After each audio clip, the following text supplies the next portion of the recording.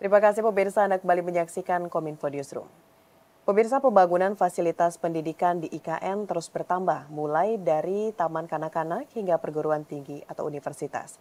Hingga saat ini pemerintah telah melakukan groundbreaking hingga 7 sekolah. Pemerintah terus berupaya menyediakan berbagai fasilitas pendidikan di Ibu Kota Nusantara melalui pembangunan sekolah dari berbagai tingkatan, yakni TK, SD, SMP, SMA, hingga perguruan tinggi universitas. Hal ini diperkuat dengan dilakukannya peletakan batu pertama atau groundbreaking pembangunan Sekolah Bina Bangsa School Nusantara di kawasan IKN Kalimantan Timur pada Rabu 5 Juni 2024. Dalam sambutannya, Presiden mengatakan Bina Bangsa School Nusantara merupakan sekolah internasional yang menggunakan kurikulum Cambridge untuk meningkatkan kualitas pendidikan di IKN. Terletak di lahan seluas 1,8 hektar, Bina Bangsa School Nusantara akan melalui 4 tahap pembangunan dengan tahap awal yakni membangun gedung pendidikan anak usia dini dan taman kanak-kanak. Tahap kedua hingga tahap keempat akan membangun gedung sekolah dasar, sekolah tingkat menengah pertama hingga gedung sekolah tingkat menengah atas. Presiden menilai pembangunan Bina Bangsa School di IKN menunjukkan keseriusan dan komitmen pemerintah dalam menyediakan berbagai fasilitas pendukung di IKN, termasuk lembaga pendidikan internasional yang berkualitas dunia. Saya harap Bina Bangsa School Nusantara dengan reputasi dan rekam jejak yang panjang, yang baik di bidang pendidikan dapat menyelenggarakan pendidikan yang berkelas dunia di IKN, mempromosikan pendidikan global berkelas tinggi di IKN dan memberikan pilihan pendidikan yang bermutu bagi warga IKN yang berasal dari berbagai daerah, dari berbagai negara dan latar belakang. Dan saya sedikit titip agar Bina Bangsa School memberikan ruang untuk memperkenalkan nilai-nilai kearifan lokal, menghormati keragaman budaya, dan memperkuat persaudaraan dan persatuan. Hingga saat ini pemerintah telah melakukan groundbreaking hingga 7 sekolah yang dalam proses pembangunan di Ibu Kota Nusantara. Di antaranya adalah pembangunan gedung kampus program Doktor Internasional Universitas Gunadarma dan sekolah SD, SMP, dan SMA Al-Azhar Sumarekon sebagai sekolah Islam pertama di Ibu Kota Nusantara. Presiden Joko Widodo mengatakan bahwa fasilitas pendidikan sangat dibutuhkan oleh warga Nusantara atau penduduk di IKN, baik dari tingkat SD, SMP, SMA, hingga universitas. Kepala negara berharap dengan dibangunnya beberapa infrastruktur pendidikan di Ibu Kota Nusantara dapat meningkatkan kualitas sumber daya manusianya melalui fasilitas pendidikan di tengah persaingan SDM antar negara yang begitu ketat. Sehingga SDM yang kita miliki nantinya, sumber daya manusia yang kita miliki nantinya akan memiliki kualitas yang sangat baik karena memang sekarang persaingan antar negara, kompetisi antara SDM di sebuah negara dengan negara yang lain ini begitu sangat ketatnya. Tak hanya itu pemirsa, hari ini Presiden Joko Widodo juga meresmikan pembangunan gedung kantor PT Bank Tabungan Negara di Ibu Kota Nusantara. Presiden menilai pembangunan gedung BTN di IKN merupakan langkah yang tepat karena nantinya di IKN akan dibutuhkan pembiayaan yang besar untuk investasi properti.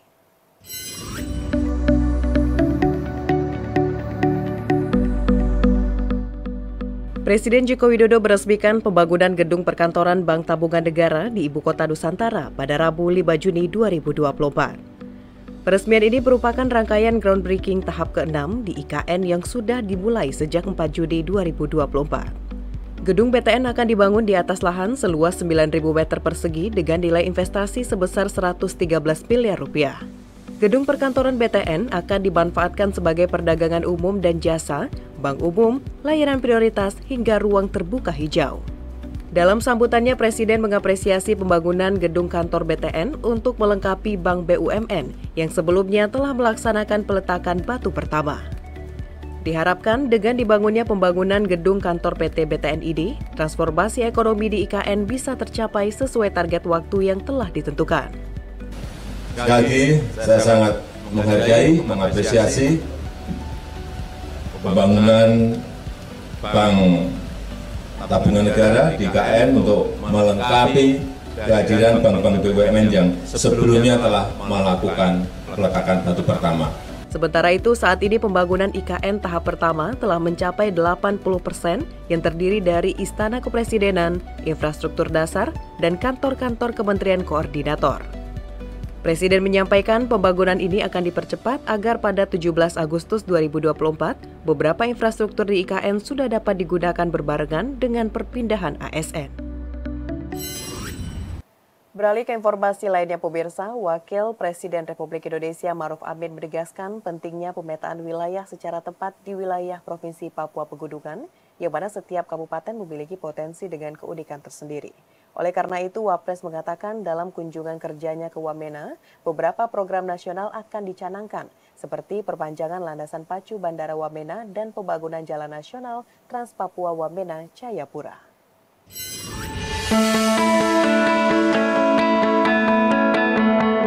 Wakil Presiden Ma'ruf Amin dalam sambutannya pada acara pencanangan program strategis nasional dan Provinsi Papua Pegunungan mengatakan pemerintah akan fokus merumuskan strategi pembangunan yang sesuai dengan kearifan lokal dan konteks wilayah di Provinsi Papua Pegunungan. Wapres mengatakan dalam kunjungan kerjanya ke Wamena kali ini, ia akan mencanangkan program strategis nasional yaitu perpanjangan landasan pacu Bandara Wamena dan pembangunan Jalan Nasional Trans Papua Wamena Jayapura. Pemerintah sangat menyadari tantangan dalam membangun wilayah pegunungan dengan kondisi geografis dan topologis yang sulit, penduduk yang terpencar di gunung dan lembah-lembah hingga aksesibilitas antar wilayah yang terbatas.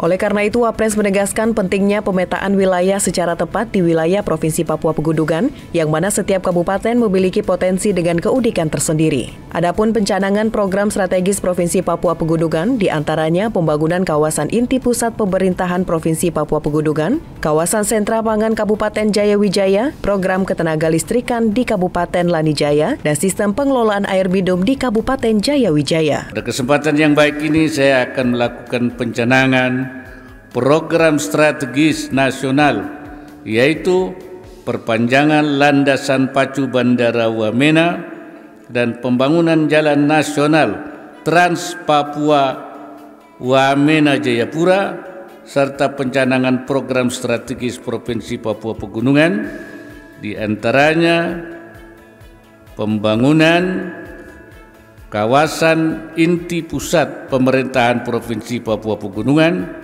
kawasan sentra pangan Kabupaten Jayawijaya, program ketenaga listrikan di Kabupaten Lanijaya, dan sistem pengolahan air minum di Kabupaten Jayawijaya. Menteri Luar Negeri Retno Marsudi menyatakan Indonesia siap untuk mengirim pasukan perdamaian ke jalur Gaza, Palestina. Dukungan pasukan perdamaian dilakukan jika sudah ada keputusan dari Persatuan Bangsa-Bangsa.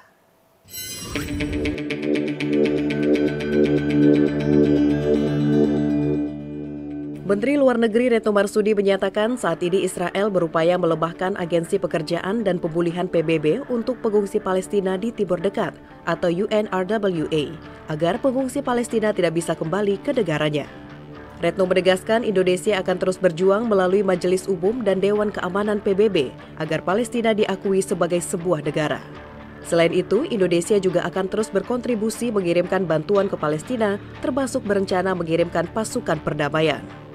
Pasukan perdamaian ini juga sejalan dengan konstitusi bahwa Indonesia ikut menjaga perdamaian dunia.